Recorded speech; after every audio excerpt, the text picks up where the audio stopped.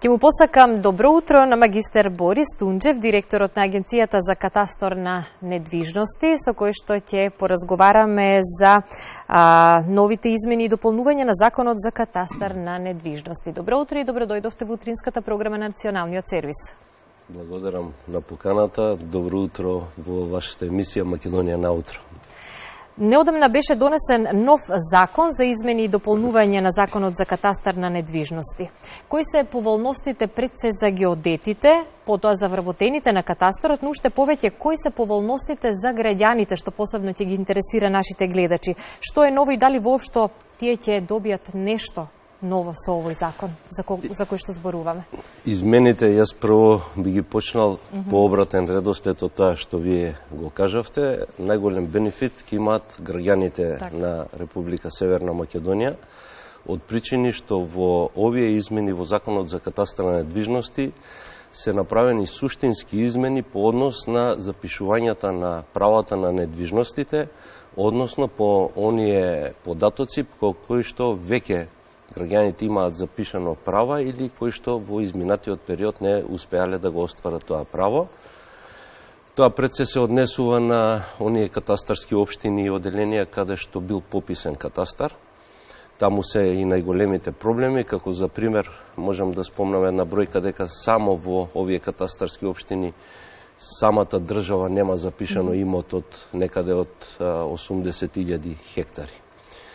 Тоа е еден макотрпен процес, затоа што во изминатиот период по однос на запишувањата на правата на имотите кои што граѓаните ги имале во овие катастарски општини, каде што претходно бил пописен катастар, а сега е востановен катастар на недвижности, наталожени се многу проблеми. Јас не очекувам дека со ова законско решение ќе ги решиме 100% проблемите, меѓутоа ќе го зголемиме процентот на запишани права, значи отворивме можност сите оние граѓани кои што не го имаат запишан имотот, посебно во овие катастарски општини, тоа се општините кои што гравитираат, да кажеме, Гостилар, Велес има голем процент, Куманово, дел од Штип и така натаму.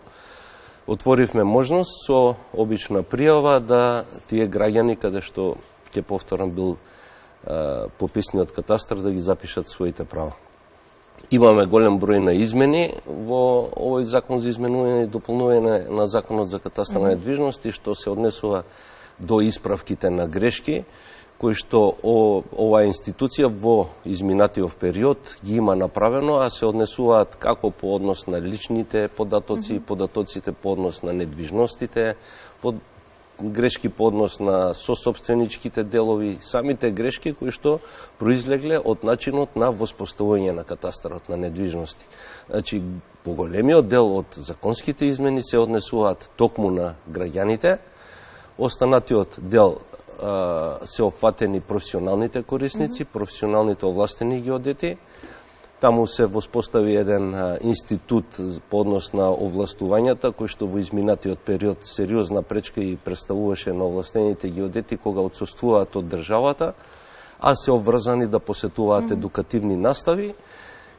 Тоа е обврска која што понатаму им е потребна за да ги продолжат своите овластувања. Беа спречени во тоа, направивме олеснување тука по однос на професионалните корисници, односно по однос на овластените геодети, а по однос на вработените предвидовме измени со кои што ќе и се олесни одлучувањето на референтите во постапките, затоа што го прецизиравме делот каде што тие веќе немаат обврска да ги толкуваат правните основи, затоа што уписот во самиот катастар на недвижности представува спроведување на акти и одлуки на други институции, а катастарот на недвижности е должен само да ги спроведува тие одлуки и се предвидени еден член во законот, односно во измените, со кој се овозможи зголемување на платите на вработените во Агенцијата за катастар на недвижности. Убаво е што се знаат проблемите на граѓаните и на соодветен начин се одговара на овие проблеми. Може би е потребно повеќе време, но најважно е од некаде да се почне. Исто така, неодамно Агенцијата за катастар на недвижности промовираше и нов проект соработка за дигитална демократија. Зашто точно се работи и што се ќе се подобри со овој проект? Овој проект е финансиран од Кралството Шведска, го реализираме преку меѓународната институција СИДА, која што исто така е шведска агенција, а конкретните чекори и самата реализација на проектот ќе оди со асистенција и координација на шведскиот катастар Ленд материјата. Се работи за донација во висина од 2 милиона и 300 илјади евра, неповратни средства. Со овој проект ќе бидат офатени неколку компоненти од Агенцијата за катастар на недвижности. Тука пред се е воспоставувањето на одржлив и точен регистар на улици и куќни броеви, кои што во иднина треба да представува основа за воспоставување на адресниот регистар.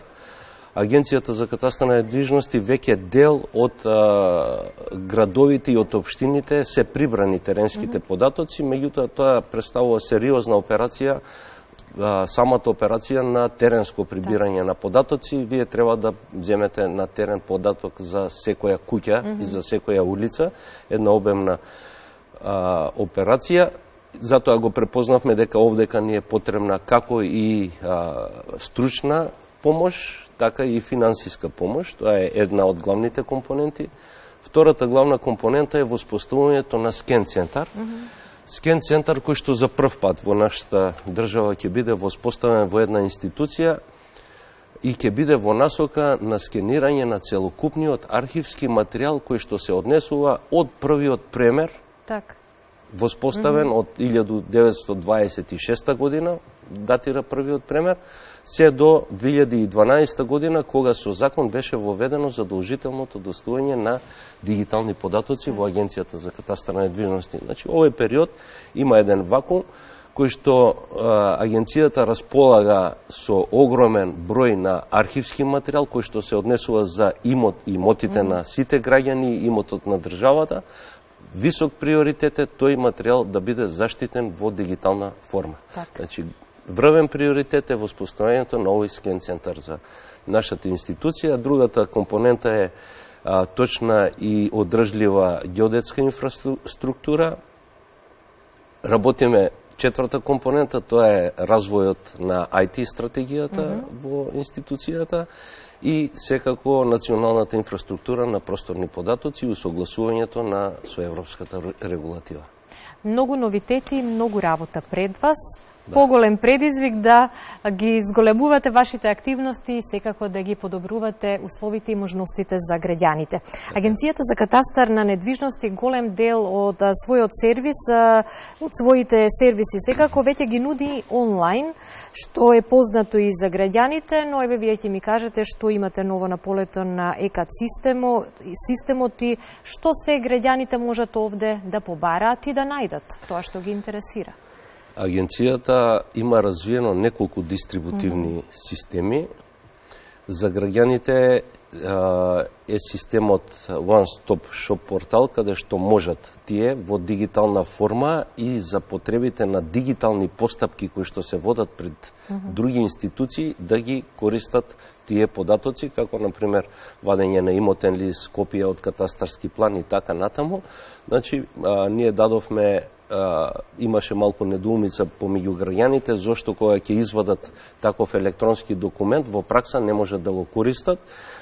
Чисто едно укажување до граѓаните на нашата држава, дека сите електронски документи повлечени преку овој портал можат и важат и се валидни само за дигитални постапки кои што ги водат пред други институции. Например, во постапка за приватизација на градежно земјиште, постапката се води преку порталот градежно земјиште и тука тие истите документи во таа постапка која што исто така се води дигитално да ги употребат.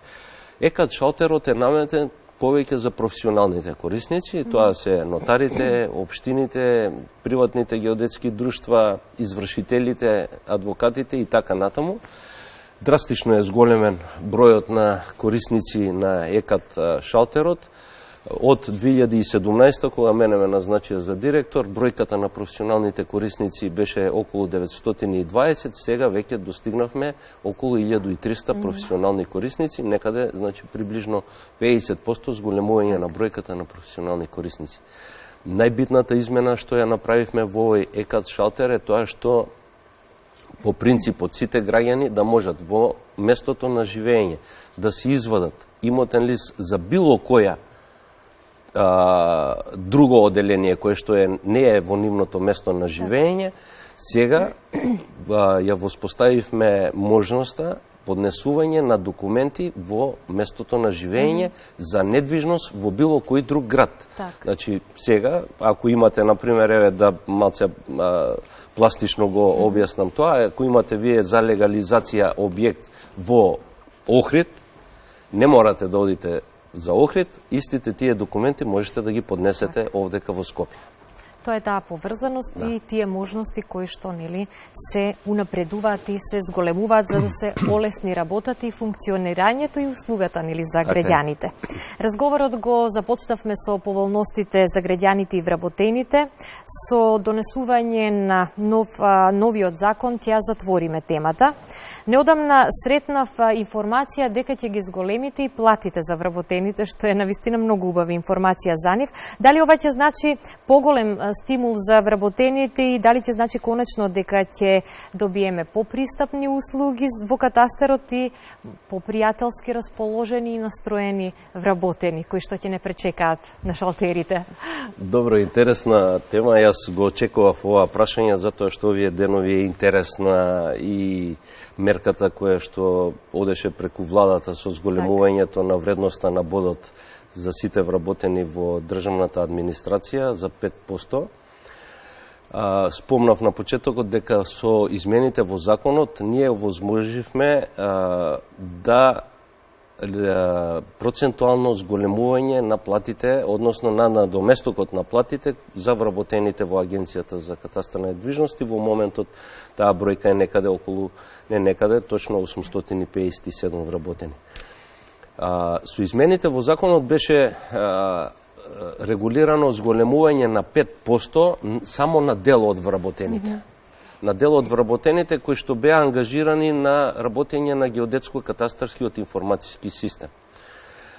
Таа мерка и таа одредба во членот предизвикуваше незадоволство кај дел од вработените, затоа што вие правите подвојување во самата институција, некој да добива на доместок, некој да не добива апсолутно ништо. Исклучително, значи, можеби катастарот, Агенцијата за катастар на недвижности е правата институција каде што воведе стимул за вработените од IT сектор кои што зимаат на доместок од 30%. Јас се согласувам, тие треба да зимаат и повеќе. Во следните измени ќе биде предвидено зголемување на платите и вработените во IT секторот. Ако немате мерка на стимул на вработените, вие не можете да очекувате квалитетна и одговорна и морална администрација. Морате да имате начин на стимул.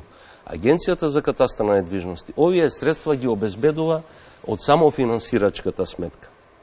Во изминативе 2 години работевме исклучително домакински и рационално, со што се овозможи и се створи фонд вработените да добијат покачување на платите. Тоа секако е во насока на поквалитетни услуги, поодговорни луѓе кои што ќе работат позади шалтерите, во насока граѓаните да добиваат подобри информации и подобри услуги на крај краишта. Јас очекувам и се надевам дека вработените во Агенцијата за катастар на недвижности ќе ја сватат пораката, дека покрај покачувањето на плата во иднина останува нивната обврска, дека мора да го сватат фактот дека тие се сервис на граѓаните, дека средствата кои што им се обезбедени за ова покачување се средства од граѓаните кои што и ги плаќаат за услугите на катастарот. Инаку има и ретроактивни непопуларни мерки, јас се надевам нема да бидат применувани, туку ќе имаме тенденција на покачување на платите, затоа што реално ние од некаде 5400 нерешени предмети во 2017, сега работењето го сведовме на дневен промет, односно на дневен прилив на предмети. Значи, колку предмети добиваме, толку решаваме во текот на денот. Се надевам дека граѓаните ќе ја препознаат и во иднина ќе бидат задоволни.